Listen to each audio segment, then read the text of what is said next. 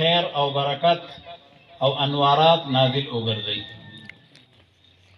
یقینا دا درسونه، دا مدارس او دا د قرآن و سنت داغي د ذکرې چې کوم مدارس دي، دا د الله رب العالمین د طرفنا زمونږ او ستاسو لپاره او د ټول امت لپاره، د انسانیت لپاره او د مخلوق لپاره دا ډېر لوی د خیر یو ذریعہ ده.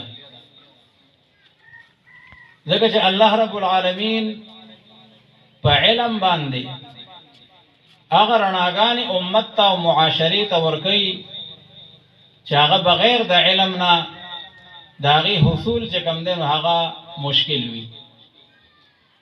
قرآن مجید کې الله رب العالمین فرمایي یرفع الله الذین آمنوا منکم والذین اوتوا العلم درجات. الله فرمایي چې عام ایماندار خلق چاته چې الله کلمه نصیب کی، چاته چې الله ایمان نصیب کی، چاته چې الله رب العالمین صحیح نظریه او عقیده نصیب کی، نو الله تعالی د دغه مسلمانانو درجه اوچتې کړي دي د ایمان د وجنه. او بیا خصوصا چې کوم اهل علم دي هغه ته د قرآن او حدیث پویا داغي ذکر میلاو شي او داغي رڼا میلاو شي، ناغي درجه خو الله رب العالمین خصوصي تور باندې اوچتې کړي دي.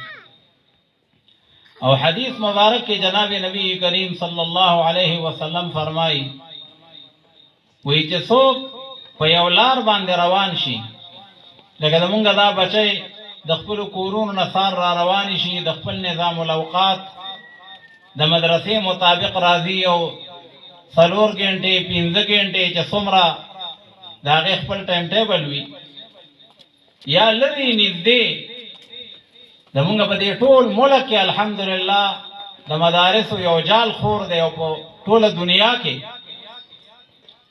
او نن مونږ او تاسو ګورو چې د هغې د وجه نه یو ډېر لوی خیر چې کوم دی نو هغه د امت ته او د معاشرې ته میلاویږي.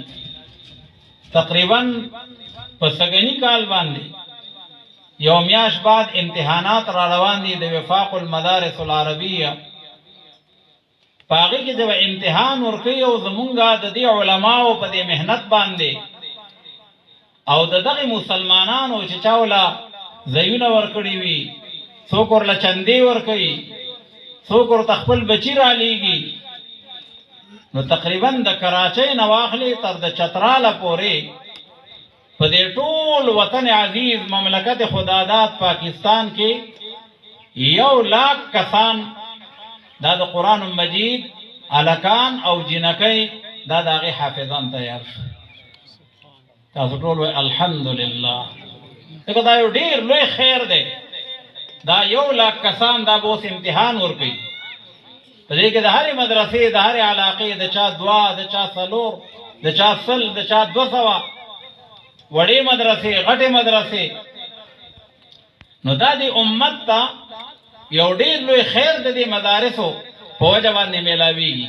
نو چې څوک سحر کم طالب یا طالبه متعلم یا متعلمه دا راوځي او دا د علم د پاره روان شي، دا د قرآن د ذکر د پاره د احادیثو د جناب نبی کریم صلی الله علیه وسلم دا غ نور د رڼا د حاصلولو د هدایت لپاره.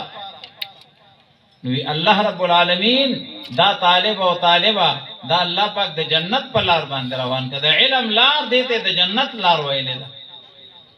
او دا غي وجه دا ده چې کله علم نوي او ناپوهتیا وي، جهالت وي، نو بیا به مونږه د خپل ایمان قدر به ونه پیژنو، د خپل قرآن قدر به ونه پیژنو. چې کله تیاری انسان ته پته نه لګي که هر دکې تینده کو خوړ، هر دکې دی په لختي کې ارتاو شو یا په کنده کې ارتاو شو. مونږ او تاسو ګورو تیاری نو ځان سره د رڼا انتظام کو.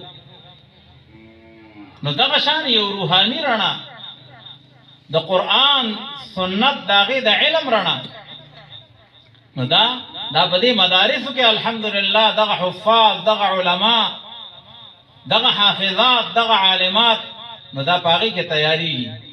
او بیا دا خلقو ته عقیده ښیي، خلقو ته قرآن ښیي. خلق ته منځونه خي، عبادات ورته خي، د معاملاتو شرعي طریقه، حلال حرام هغه ورته خي. او الحمدلله چې کلم په دین باندې چا حمله کړې ده نو دغه مدارس علما دغه فارغ التحصیل هغه د امت دغه ترجمانی کړي ده، د امت رهبری کړي ده.